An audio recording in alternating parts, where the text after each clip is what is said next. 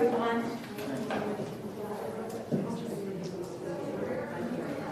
Thank you all for being here, for being there for the American people. It's quite a remarkable thing. Good morning, everyone.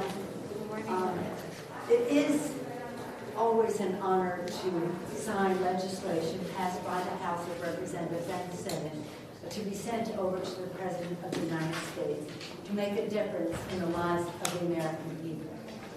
This particular legislation is legislation to keep government open for the people. It's really regretful that all the work that has gone into it and all the negotiations that have gone into it, that only one Republican voted to keep government open. How could it be? There are two areas that we've had some, shall we say, debate in the Commons. One is governance.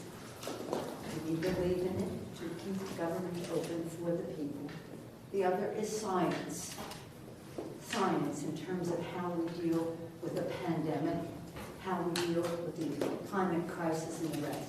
And we've had major disagreement in terms of the Republicans rejecting science and rejecting governance. With this legislation, House and Senate, one of the assaults that were made on it was that they wanted to prevent any funds in the legislation to be used for enforcement of vaccinations. And that's science and funds governance.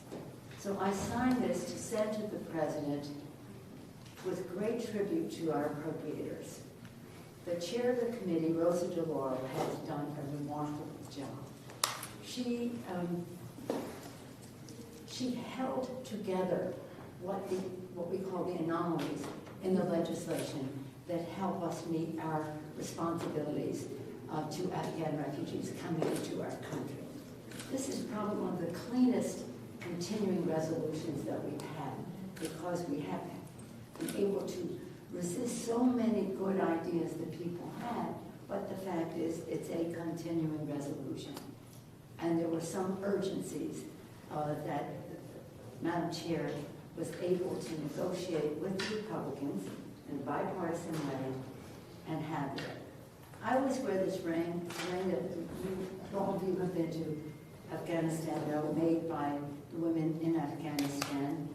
And so as a constant reminder, I keep it close to my heart about our responsibilities to those women and how they have been carved.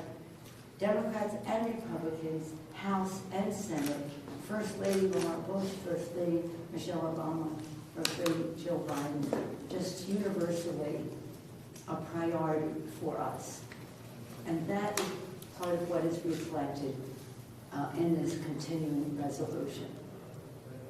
So again, I salute Congresswoman DeLauro. She did a masterful job. Within the context of all of our appropriators, and many of the people here are our cardinals, chairs of committees within the subcommittees within the Appropriations Committee, or just leaders, not just, but including leaders on the committee, to help put together the omnibus, the appropriations bill, to take our work for the people through the next fiscal year. For reasons that are hard to understand, Republicans have not been willing to agree on a top line or some of the language within the bill. So we have to put this off until after the first of the year, to February 18th, which this legislation does. But I signed this legislation recognizing its urgency, but respectful of the work that our appropriators have done to take us to a place where we are, as House Democrats, ready, working with the Senate Democrats, ready to negotiate with the Republicans under the leadership of our distinguished chair, Rosa DeLauro. Let us salute Rosa for her great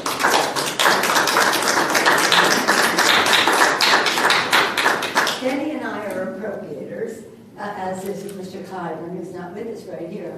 Mr. Clyburn's appropriator. Catherine Clark is an appropriator. We have, in the leadership, a number of people have served in the appropriations process over the years, and we know it is a culture of bipartisanship. It has been, to our benefit, to have been oriented into the Congress in a committee so traditionally bipartisan, and I hope that that will continue. So in that spirit of hopeful about the bipartisanship that hopefully will occur as we go forward for the people, for the next year, and with, again, a tribute to our members, I'll sign this legislation and send it.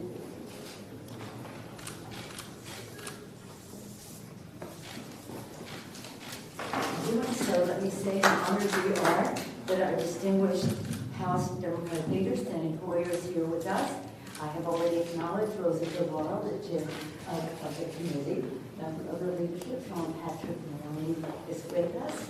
And again, other members who are here, Congresswoman Torres of California, Madam Chair, Chair of the Defense Subcommittee, Betty McCollum of the great state of Minnesota, David Price. We all served with David on the committee for many years. Chair of THUD, Transportation, a very important committee. Congresswoman Lucille Rogers, the Chair of the Homeland Security Subcommittee. Marcy Kaptur,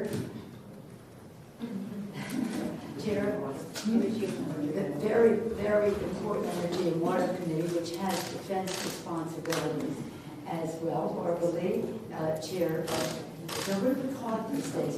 We called it Foreign Ops in my State Foreign Ops Subcommittee, very important subcommittee as well. Shelley Pingree of the State of the Subcommittee of Interior, formerly chaired by Betty McCollum, and now yielded to Shelley Pingree. So it does the interior, but it also does the arts and so many other things. And my good friend, Dutch Ruppersberger of Maryland, a champion of national security and intelligence issues, a leader in the Appropriations Committee on so many additional not appropriate, but nonetheless, thank each and every one of you for all of your input. This obviously is a very important piece of legislation, but one of the things that Patrick Leahy said last night in very brief remarks in the Senate, we now have 77 days between now and the 18th of February. And it's incumbent upon Republicans and Democrats to come together and pass an omnibus. CRs are very crude instruments to keep government open. But all of these folks have been working for an entire year to put together bills on each one of their subjects, and they'll put those together to get an omnibus, and before the 18th of February, pass an omnibus. And I congratulate Chair DeLauro and all the other subcommittee chairs for the work that they have done with their counterparts in the Senate. Let us hope, well prior to the 18th, we pass the work of this group and the Senate group and fund our government as it should be funded. Madam Chair? Thank you very, very much, Madam Speaker, and thank you for your continued strength and steel spine as we move through these efforts and negotiations. And I want to express my thanks to you and to Leader Hoyer. And I want to just say thank you to the Appropriations Committee and all of the chairs, the cardinals. Extraordinary, extraordinary work over many, many months. And to the staff that assists us in moving forward. We are ready, as you pointed out. We have been ready. Our bills were passed in August. The Senate passed or put up their bills in October. And to date, we have not had one word from our Republican colleagues about what are their interests in moving forward in Congress. My hope is that given the high priority that is within the various subcommittees of appropriation of the services that we provide to the American people, that my colleagues on the other side of the aisle will see that that is the priority, that governance and meeting our responsibilities for the people is what we are here to do, and that they will join us in this effort. Thank you. Thank you, Madam Chair. I always say as a proud appropriator myself left to their own devices, the members of the Appropriations Committee can find their common ground. So let's hope that there won't be any intervention from on high to impede that good progress, because we are hopeful that we will find our common ground with strong legislation. As Mr. Hoyer said, very long before the February 18th deadline, because the needs of the people must be met. Thank you all very Madam much. Speaker, Madam Speaker.